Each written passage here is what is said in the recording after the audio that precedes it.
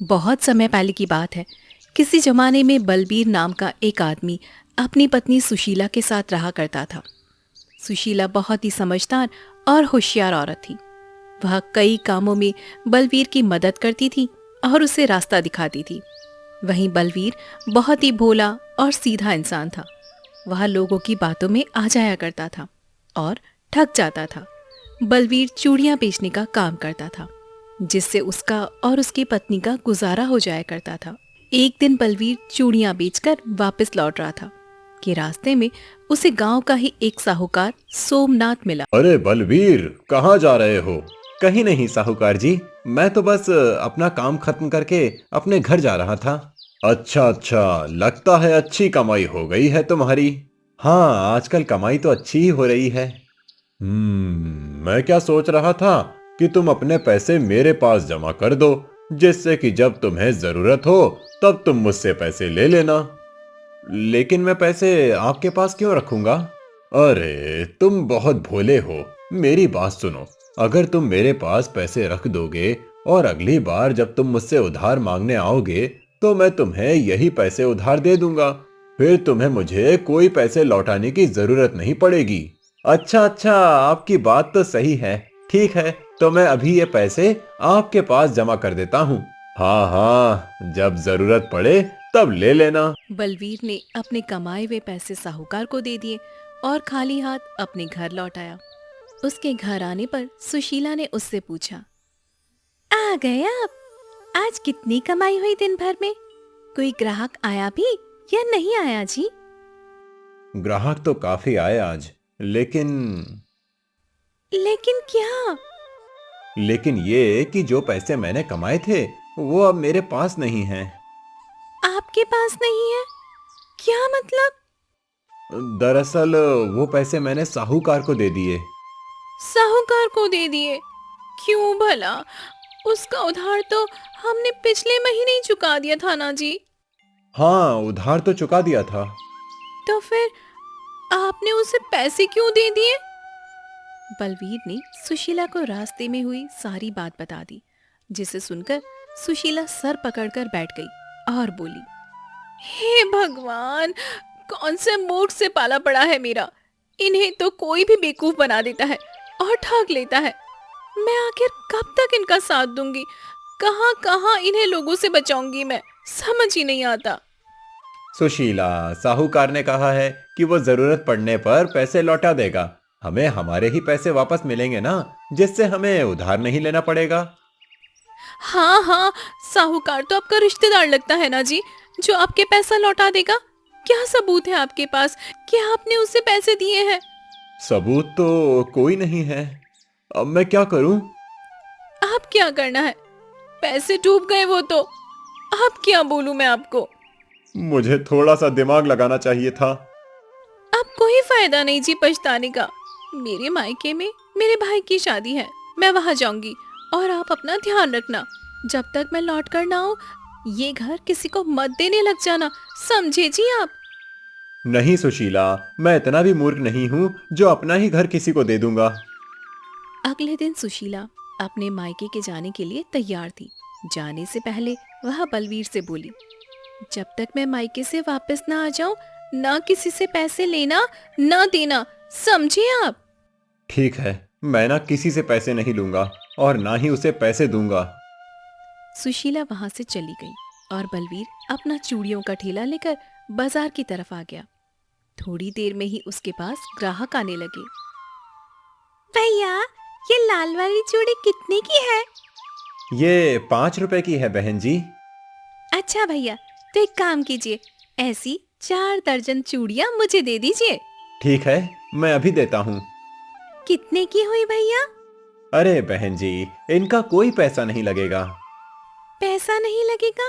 वो क्यों भला? अब क्या बताऊं बहन जी, मेरी पत्नी मैके गई है। उसने कहा है जब तक ना आऊं ना किसी से पैसे लेना, ना किसी को पैसे देना।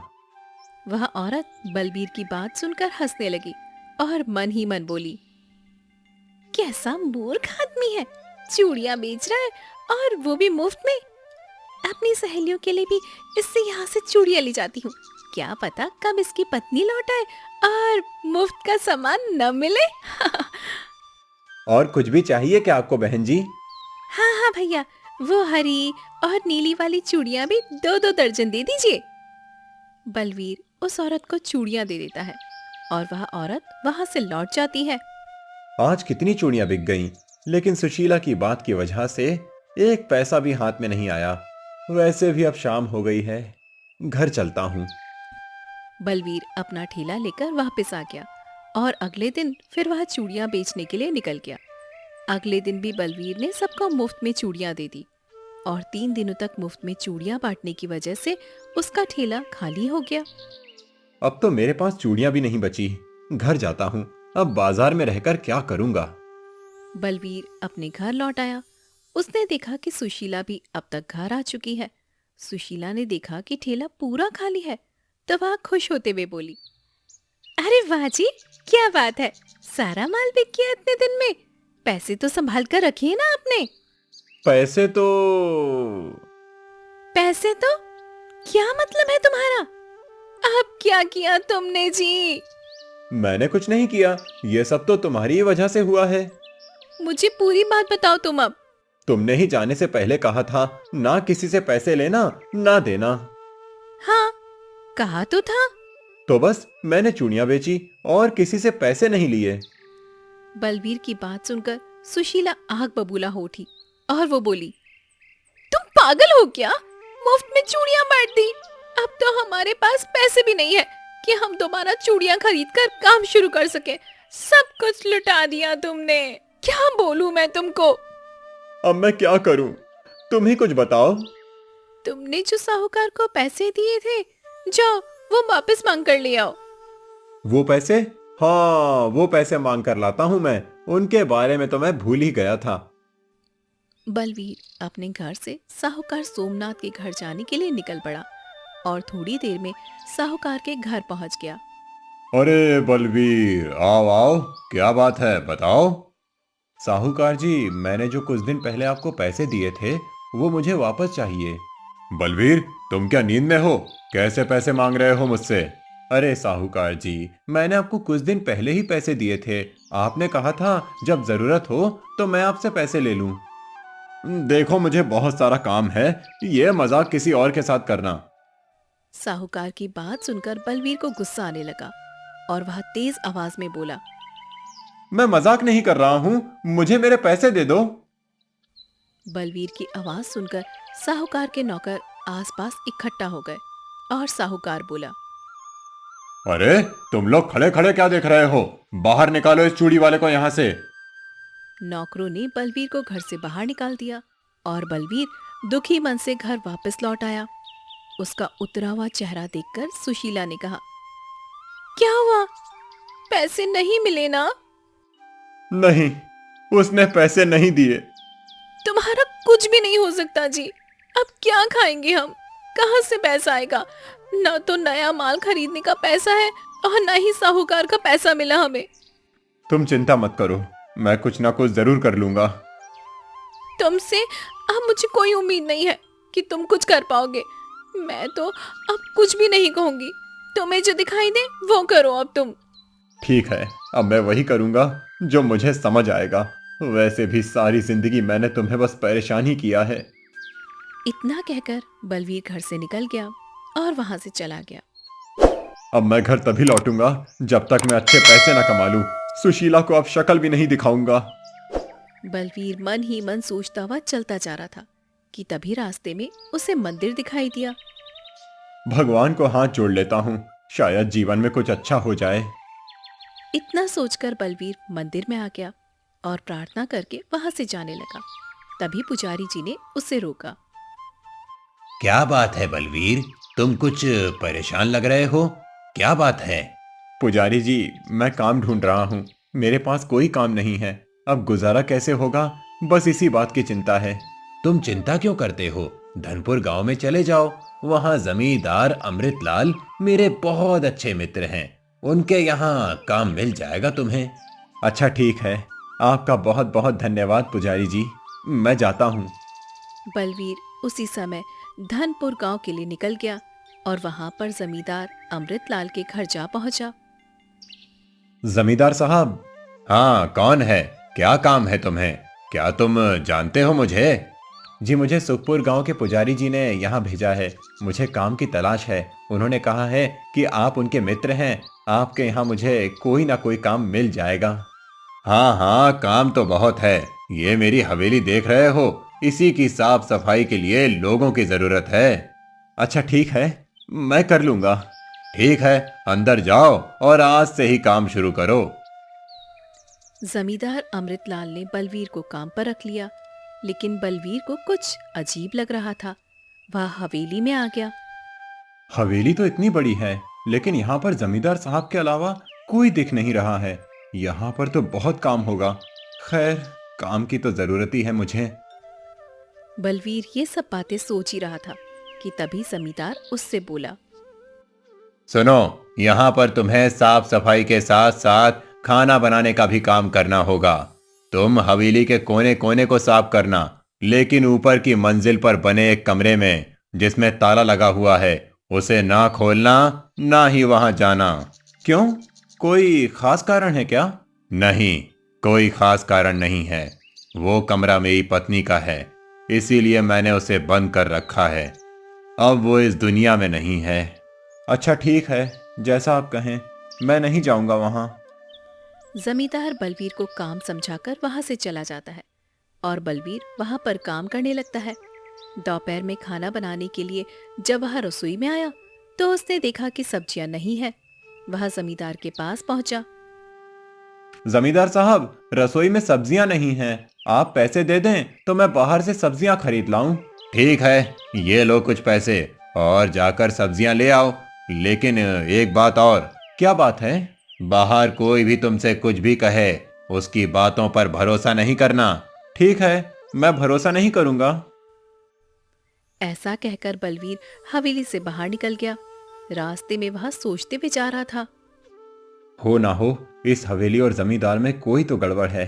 ये बहुत ही डरा हुआ और शांत रहता है। मुझे भी संभल कर रहना होगा। बलवीर बाजार में सब्जी वाले के पास आ गया और सब्जियां देखने लगा। अरे भैया, देख क्या रहे हो? उठा लो जो सब्जी चाहिए। एक से एक ताजी सब्जियां हैं। हाँ, सब्जियां तो ताजी जान पड़ती हैं, लेकिन मैं ये सोच रहा था कि जमींदार जी।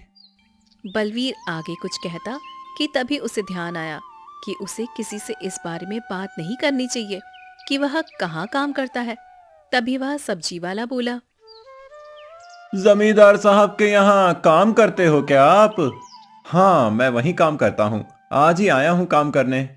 अच्छा अच्छा, समझ गया। तो जमींदार साहब ने अब नौकर बाहर से बुलाना शुरू कर दिए हैं। क्या मतलब आपका? अरे, जितने भी नौकर उनके घर में काम करते हैं वो गायब हो जाते हैं और किसी को पता नहीं चलता कि कौन कहाँ जाता है।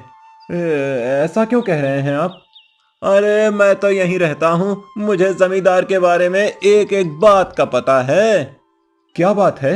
किसी को कहना मत कि मैंने तुम्हें ये सब बताया है। ठीक है, मैं नहीं कहूंगा। हाँ तो सुनो, आज से 5 साल पहले की बात है। जमींदार अपनी पत्नी और 5 साल के बेटे के साथ रहा करता था। एक दिन अचानक से जमींदार की पत्नी और बेटा गायब हो गया। किसी को कुछ पता नहीं चला कि कहाँ गए। सब लोग कहते हैं कि जमींदार ने पैसे के लिए अपनी पत्नी और बेटे की बलि चढ़ा दी। क्या? बलि चढ़ा दी? हाँ भाई, इसीलिए तुम भी बचकर रहना। ठीक है, अब मैं चलता हूँ। सब्जी वाले की बात सुनकर बलवीर वहां से हवेली में लौट आया और काम में लग गया। उसे जमींदार का व्यवहार कुछ अलग लगता था। जमींदार जी, मैंने सारे काम कर दिए हैं। कोई और काम है क्या? नहीं, अब तो रात हो गई है, कोई काम नहीं है। तुम एक काम करो, अब जाकर सो जाओ। और हाँ, कैसी भी कोई भी आवाज सुनाई दे तो तुम अपने कमरे से बाहर मत आना। ठीक है। बलवीर कमरे में जाकर लेट गया और सोचने लगा। जमींदार साहब ने ऐसा क्यों बोला कि कोई भी आवाज सुनाई दे तो मैं कमरे से बाहर ना निकलूं? पक्का कोई ना कोई तो बात जरूर है। कहीं सब्जी वाले की बात सही तो नहीं है। बलबीर के दिमाग में ये सारी बातें घूम रही थी। वह परेशान होकर बैठ गया और आसपास देखने लगा। प्यास लग रही है, पानी लेकर आता हूँ। बलवीर पानी पीने के लिए बाहर आया, तभी उसने देखा कि जमींदार ऊपर की मंजिल पर दबे पांव जा रहा है। उसने ऊपर के कमरे का दरवाजा खोला और बंद कमरे में चला गया। जमींदार साहब खुद उस कमरे में क्या करने गए हैं, मैं देख कर आता हूँ। बलवीर भी जमींदार के पीछे पीछे उस कमरे के बाहर तक पहुंच गया और बाहर से देखने लगा। कमरे में रोशनी हो रही थी और एक बहुत बड़ा आईना रखा हुआ था और जमींदार आईने से बात कर रहा था। तुम आखिर कब तक मुझे ऐसे ही परेशान करोगे?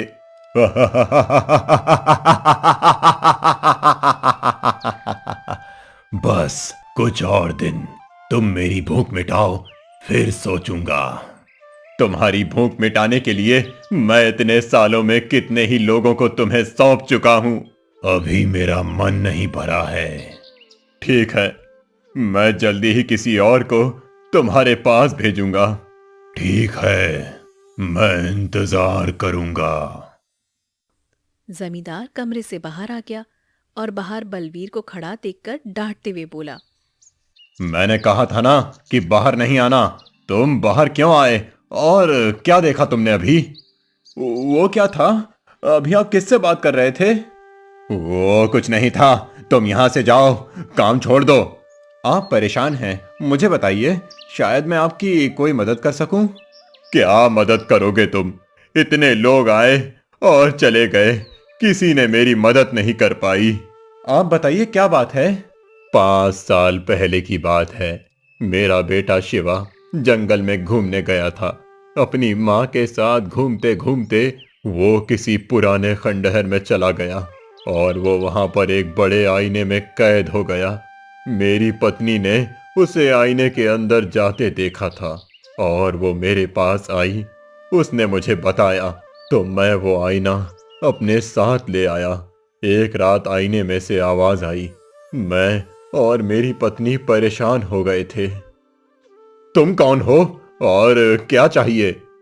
मैं आईने में कैद हूं, मुझे भूख लगी है, मुझे इंसान चाहिए। मेरा बेटा, मुझे मेरा बेटा वापस कर दो। तुम मुझे पहले खाना दो, फिर मैं तुम्हारा बेटा लौटा दूंगा। तुम मुझे मेरा बेटा लौटा दो पहले। पहले इंसान, उसके बाद तुम्हारा बेटा वापस भेज दूंगा। आईने की बात सुनकर जमींदार की पत्नी आईने में चली गई और उसके बाद आईना हंसकर बोला।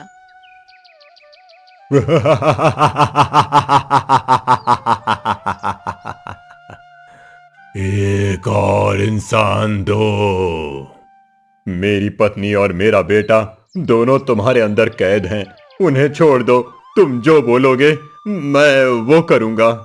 तुम पहले मेरी भूख मिटाओ, उसके बाद मैं तुम्हारा परिवार वापस कर दूंगा। उस दिन से मैं कई लोगों को इस आईने के पास भेज चुका हूं, लेकिन ये आईना मेरा परिवार वापस नहीं करता है। आप परेशान ना हो, अब मैं जाऊंगा इसके अंदर। लेकिन तुम अपनी जान खतरे में क्यों डाल रहे हो? मैंने अपनी जिंदगी में कुछ खास नहीं किया है, अपनी पत्नी को कभी खुश नहीं रख पाया, इसीलिए सोचता हूँ कि शायद आपके किसी काम आ जाऊं। ऐसा बोलकर बलवीर कमरे में चला गया और तभी आईना बोला।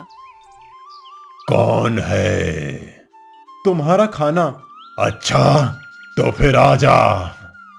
बलवीर आईने में चला गया और वह एक खंडर स्थान पर जा पहुंचा, जहां बड़े बड़े पेड़ झाड़ियों के सिवा कुछ भी नहीं था। ये कैसी जगह है और बाकी लोग कहाँ हैं? हाँ, अब मैं तुझे खाऊंगा। बलवीर को आवाज आई तो उसने देखा कि खंडर में ही एक राक्षस उठकर बैठ गया था। अच्छा, तो बाकी सभी लोगों को भी तुमने ही खाया है? हाँ, और अब तुम्हें भी खाकर मैं अपनी भूख मिटाऊंगा। तुमने जमींदार को उसका परिवार लौटाने को कहा है, कब तक लौटा दोगे? अगर लौटा दिया तो फिर वो मुझे खाना नहीं देगा। तुम उसके साथ धोखा कर रहे हो। अब तुम चुप हो जाओ, वरना इसी कढ़ाई में तुम्हें भी तल दूंगा। इतना कहकर राक्षस बलवीर के पास जा पहुंचा और उसे पकड़ने के लिए नीचे झुका। लेकिन तभी बलवीर ने अपने हाथ में पकड़ा हुआ लाल मिर्ची उसकी आंखों में झोंक दिया। मिर्ची के कारण वह राक्षस खौलती कढ़ाई में जा डूबा। कढ़ाई में डूबने से राक्षस की मौत हो गई और आईने के अंदर कैद सभी लोग बाहर निकल आए। सभी लोग बलवीर की जय जयकार करने लगे। जमींदार जी।